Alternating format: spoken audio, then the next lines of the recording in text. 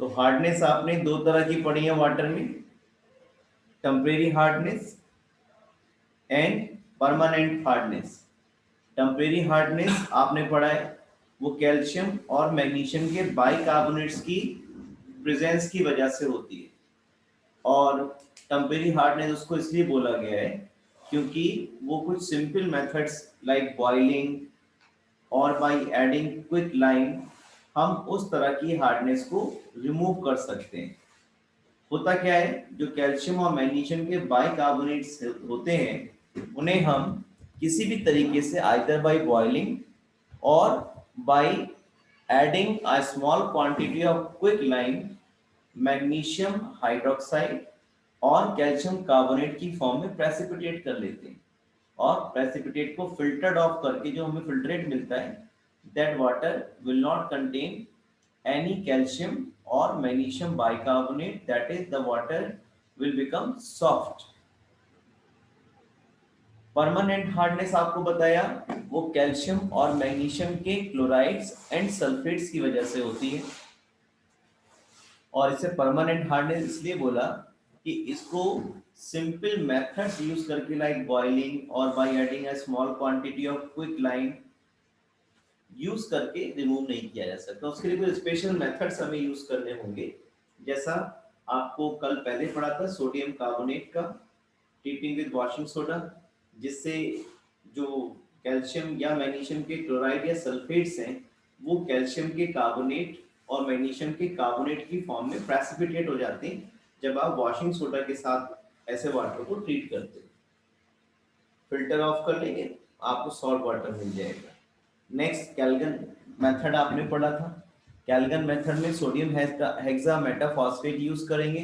इसकी प्रॉपर्टी है कि एक सोडियम आयंस को एक्सचेंज कर सकते हैं और इसी प्रॉपर्टी का यूज करके हमने जो कैल्शियम और मैग्नीशियम आयंस थे वो सोडियम हेक्सामेटाफॉस्फेट की लेयर के साथ रुक गए थे और Na पॉजिटिव आयन जो थे वो वाटर में आ गए थे। Na पॉजिटिव आयन किसी तरह की कोई हार्डनेस प्रोड्यूस नहीं करते हैं, वो सॉल्वेबल फॉर्म में प्रेजेंट रहेंगे। Now we go for the next method, which is called ion exchange method, or it is also called inorganic ion exchange method. So it is carried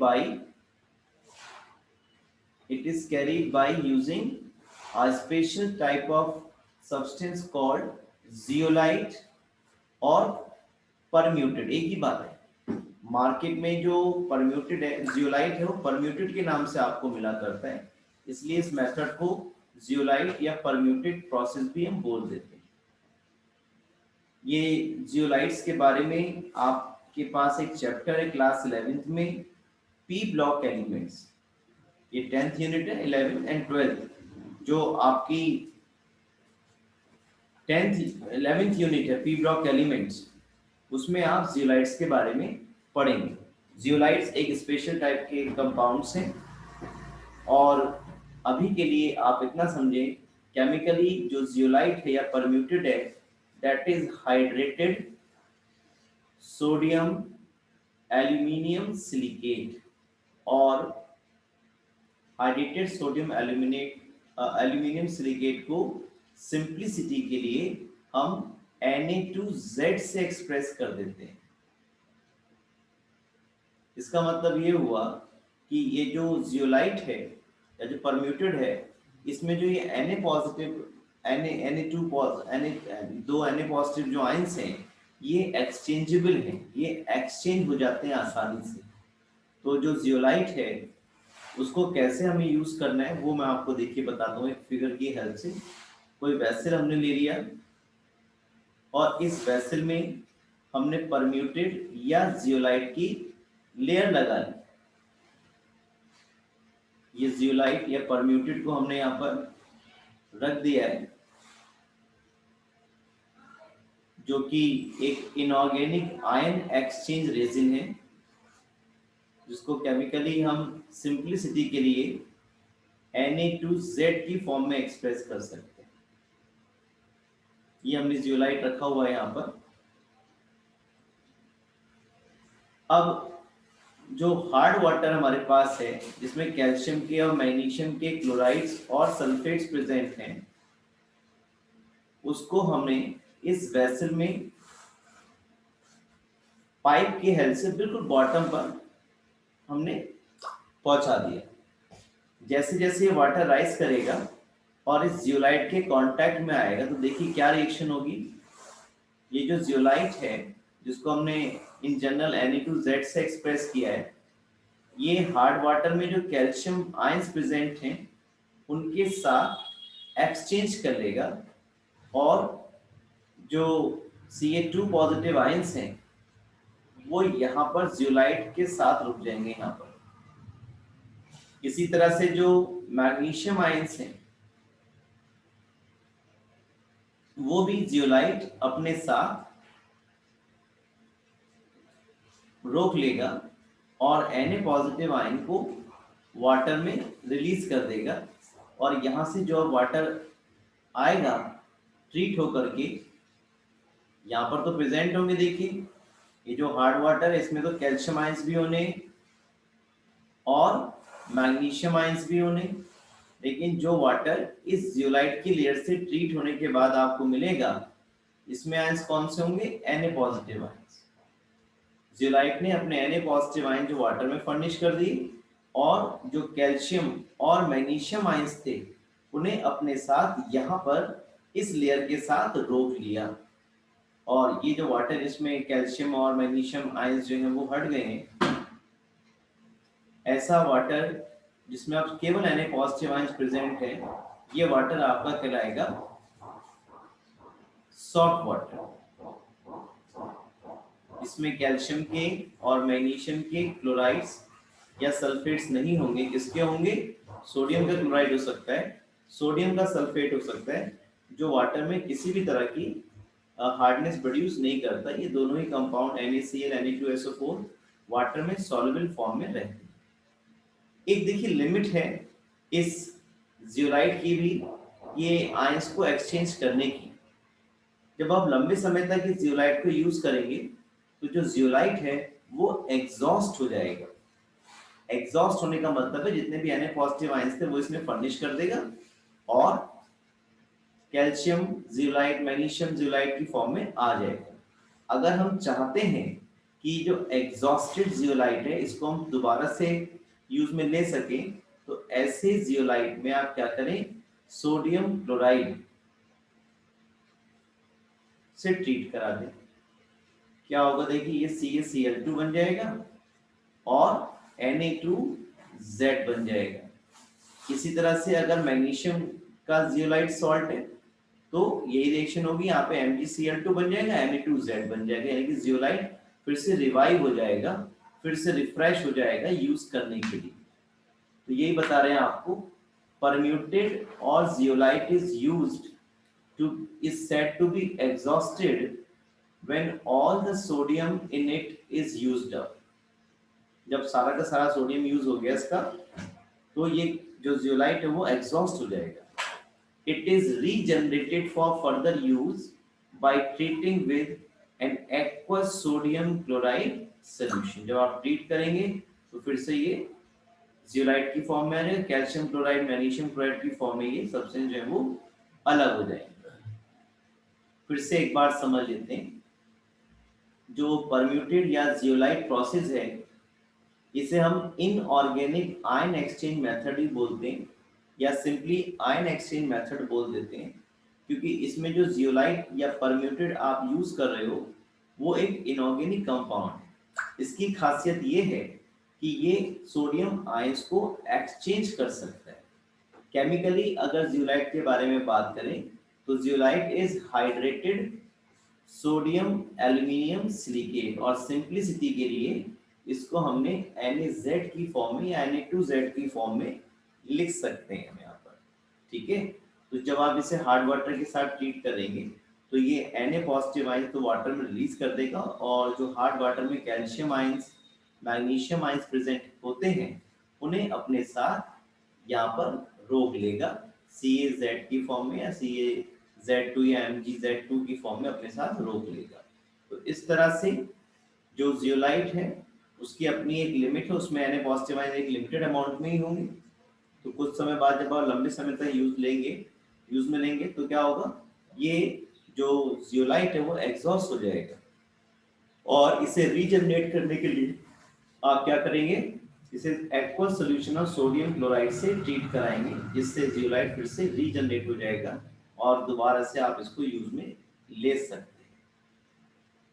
next method हमें पढ़ना है synthetic resin method, या इसी को हम बोल देते हैं organic ion exchange resin method. Synthetic resin method या ऑर्गेनिक आयन एक्सचेंज मेथड। इसमें आप देखेंगे दो तरह के हम रेजिन्स यूज करते हैं। एक जो रेजिन है, एक जो सब्सटेंस है वो कैटायन एक्सचेंज का काम करेगा और दूसरा जो रेजिन है वो एनायन एक्सचेंज का काम करेगा। मैं आपको एक फिगर बना के दिखाता हूं, देखिए किस तरह से यहाँ पर हम हार्ड वाटर को सॉल्ट वाटर में कन्वर्ट करेंगे। ये हमारे पास कोई वेसल है और इस वेसल में हमने कैटायनिक एक्सचेंज रेजिन को यूज कर लिया है। यहाँ पे हमने कैटायन एक्सचेंज रेजिन रख दिया है। यहाँ पर this is cation exchange resin, this is cation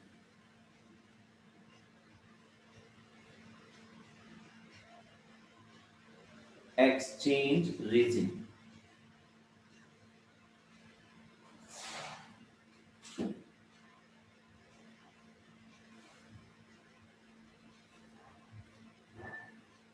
जो कैटायन एक्सचेंज रेजिन है केमिकली वो higher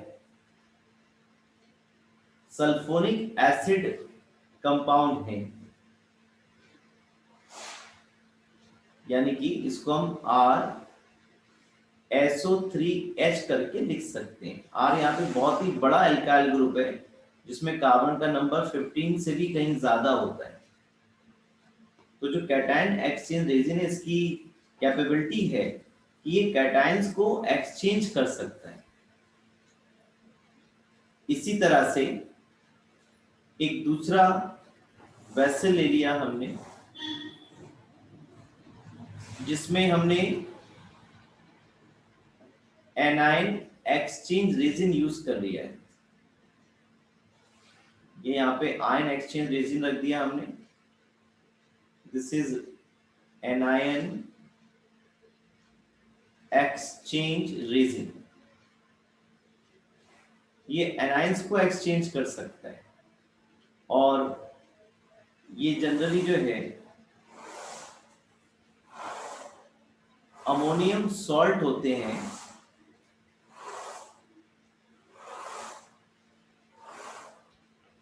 higher alkyl ammonium salt होते हैं। यहाँ पे R जो है ना बहुत ही बड़ा एल्काइल ग्रुप है। NH3 का मतलब ये अमोनियम आयन का डेरिवेटिव है। NH4 पॉजिटिव का एक H हटा दिया और एल्काइल ग्रुप लगा दिया, तो हायर एल्काइल अमोनियम हाइड्रोक्साइड जो है वो एनायन एक्सचेंज रेजिन की तरह काम करता है। और भी कुछ केमिकल सिंपल फॉर्मूले हो सकते हैं एनायन एक्सचेंज रेजिन के। तो देखिए जब आप हार्ड वाटर को इस फर्स्ट चैम्बर में जिसमें कि कैटायन एक्सचेंज रेजिन रखा हुआ है में पास करेंगे तो ये वाटर जैसे ही इस RSO3H के कांटेक्ट में आएगा, जैसे ही RSO3H के कांटेक्ट में ये आएगा तो ये जो कैटायन एक्सचेंज रेजिन है RSO3 नेगेटिव H पॉजिटिव, जैसे ही ये वाटर जिसमें कि जो कि हार्ड वाटर है जिसमें कैल्शियम के क्लोराइड्स, मैग्नीशियम के क्लोराइड्स और सल्फेट्स प्रेजेंट हैं। हार्ड वाटर में कैल्शियम और मैग्नीशियम के क्लोराइड और सल्फेट से होने। तो जब इस हार्ड वाटर को ये कैटायन एक्सचेंज रेजिन चैम्बर में हम पास करेंगे तो ये cation exchange resin RSO3 negative H positive जो हार्ड वाटर में कैल्शियम और मैग्नीशियम आयंस हैं उनको अपने साथ रिटेन कर लेगा। कैसे? ये RSO3 whole twice Ca, valency calcium की क्योंकि 2 होती है इसलिए ऐसा लिखना पड़ा, प्लस ये H पॉजिटिव आयंस जो है वो रिलीज कर दिए जाएंगे। यानी कि जो वाटर इस कैटायन एक्सचेंज रीजन से क्रॉस होकर के ऊपर आएगा उसमें कैल्शियम आयंस नहीं होंगे क्योंकि इन कैल्शियम आयंस को कैटायन एक्सचेंज रीजन ने अपने साथ रोक लिया होगा। इसी तरह से यहाँ पे मैग्नीशियम आयंस अगर होंगे तो उन मैग्नीशियम आयंस को भी ये कैटायन एक्सचेंज रेजिन अपने साथ रिटेन कर लेगा और जो H पॉजिटिव आयंस हैं उनको वाटर में रिलीज कर देगा। बिल्कुल इसी तरह से। तो अब जो वाटर यहां पर आ रहा है इसमें ना तो Ca2 पॉजिटिव आयंस हैं ना ही इसमें Mg2 पॉजिटिव आयंस हैं। अब इस वाटर को जिसमें भी कैल्शियम के इसमें जिसमें कि क्लोराइड और सल्फेट आयंस प्रेजेंट हैं इस वाटर को अब हम नेक्स्ट चैम्बर में पास करेंगे। यहां से ओपनिंग लेगी और इस वाटर को अब हम नेक्स्ट चैम्बर में पास करेंगे इस तरह से कि ये बिल्कुल बॉटम पे पहुंचे। ये वाटर कहां पहुंचेगा? बॉटम पर। और जब ये वाटर राइज करेगा और ये एनायन एक्सचेंज रेजिन के कांटेक्ट में आएगा तो ये एनायन एक्सचेंज रेजिन यानी कि RNH3 पॉजिटिव OH नेगेटिव जो एनाइंस प्रेजेंट हैं हार्ड वाटर के अंदर Cl नेगेटिव और SO4 2 नेगेटिव इनके साथ एनाइंस को एक्सचेंज करेगा। अगर Cl नेगेटिव वाली रिएक्शन में लिखूंगा तो देखो क्या आ जाएगा RNH3 positive Cl negative plus OH negative. इसी तरह से जब सल्फेट आयन ट्रीट करेंगे इस एनायन एक्सचेंज रेजिन के साथ तो SO4 2 नेगेटिव आयंस को ये रिटेन कर लेगा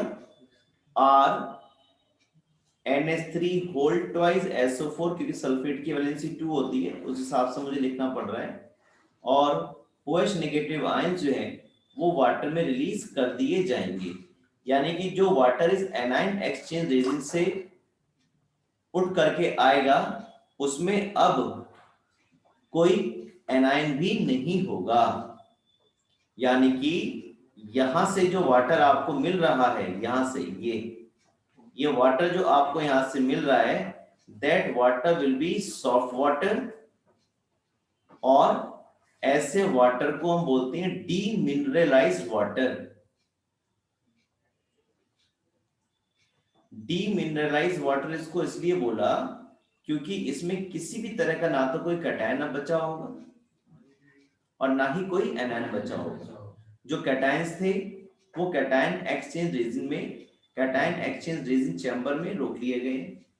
कौन कौन से? मेनली कैल्शियम और मैग्नीशियम क्योंकि ये हार्डनेस प्रोड्यूस करते हैं और जो एनायंस हैं उनको एनायन एक्सचेंज रेजिन ने एनायन एक्सचेंज रेजिन चैम्बर में अपने साथ रिटेन कर लिया और वाटर में OH नेगेटिव आयंस रिलीज कर दिया।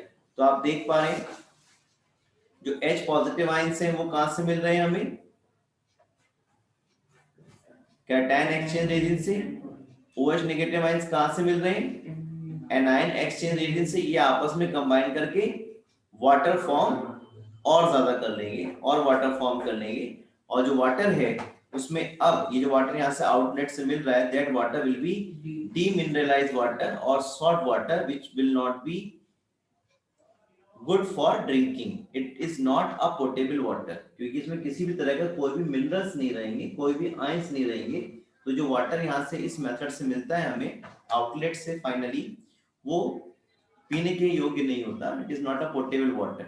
तो इसलिए ये जो वाटर है वो क्या कहलाएगा, आपका डीमिनरलाइज वाटर कहलाएगा। फिर से एक बार समझ लेते हैं, ये जो सिंथेटिक रेजिन मेथड है ये बिल्कुल वैसा ही है जैसे अभी हमने inorganic ion exchange method zeolite वाला पढ़ा था। जियोलाइट जो है केवल कैटायंस को एक्सचेंज कर सकते हैं और वो एक इनऑर्गेनिक कंपाउंड है, तो उस मेथड को हम इनऑर्गेनिक आयन एक्सचेंज मेथड ही बोल सकते हैं।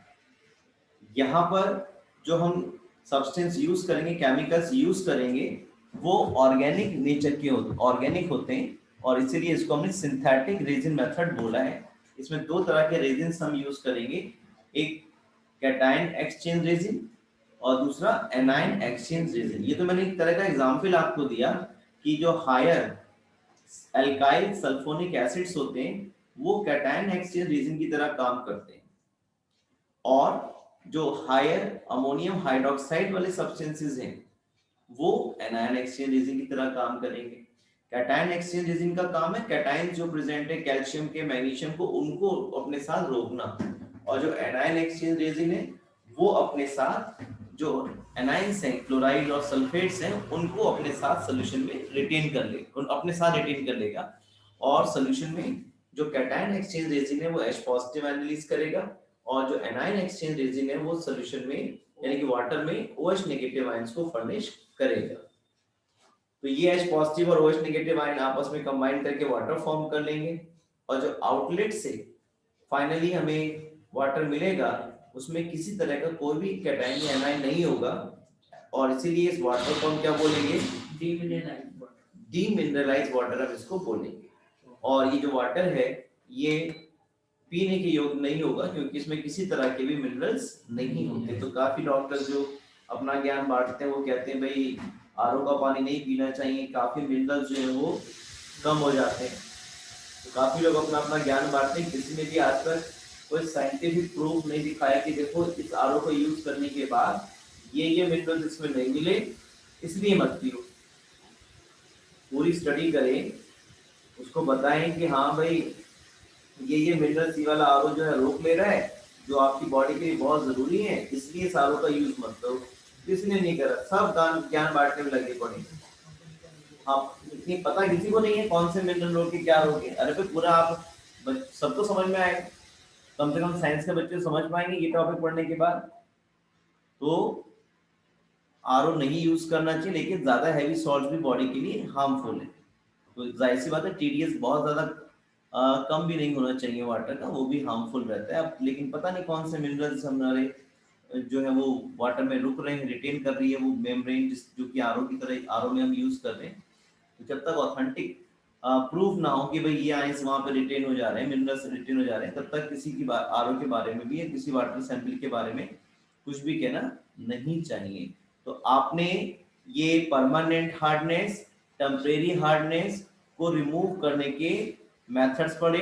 टेम्परेरी हार्डनेस में आपने 4 मेथड्स पढ़े। पहला by treating with washing soda, दूसरा कैल्गन्स प्रोसेस, थर्ड परम्यूटेड प्रोसेस या आयन एक्सचेंज मेथड या इनऑर्गेनिक आयन एक्सचेंज मेथड, और फोर्थ जो आपने पढ़ा है ऑर्गेनिक आयन एक्सचेंज मेथड आपने पढ़ा है। यहाँ पर भी आप जो एग्जॉस्टेड कैटायन एक्सचेंज रेजिन है उसे आप रिवाइव कर सकते हो, रीजनरेट कर सकते हो। कैसे? आप इसमें इसको ट्रीट करा दो, यहाँ पर आप HCl से ट्रीट करा दो, ये CaCl2 निकल जाएगा और RSO3H फिर से आपको मिल जाएगा। जो आपका एनायन एक्सचेंज रेजिन है इसे आप किससे ट्रीट कराएंगे? इससे आप NaOH से ट्रीट करा दो तो NaCl बन जाएगा और ये आपका जो एनायन एक्सचेंज रेजिन है वो फिर से रीजनरेट हो जाएगा। तो इस तरह से जो सिंथेटिक रेजिन मेथड है इसमें भी जो यूज्ड सब्सटेंसेस हैं उन्हें आप रीजनरेट कर सकते हैं, ये मैंने आपको बताया।